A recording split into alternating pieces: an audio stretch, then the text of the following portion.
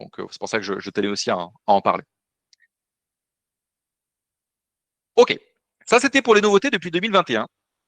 Mais on va parler tout de même d'autres nouveautés, puisqu'il y a eu des nouveautés en termes de conséquences en fonction de la note. Je pense que tout le monde est au courant. Euh, Tout d'abord, dans le cadre d'une location, effectivement, il y a des interdictions de location qui ont été mises en place. Alors attention, ça ne concerne encore une fois que les logements à usage d'habitation. D'accord. Donc, normalement, pour louer une boulangerie, par exemple, il n'y a pas de souci au niveau de la note. Mais en tout cas, pour une habitation, depuis 2023, ça ne concernait que le logement qui était à plus de 450 kWh. Mais depuis 2025, le 1er janvier, c'est finalement tous les G qui sont concernés par l'interdiction de location, qui est évidemment une information importante.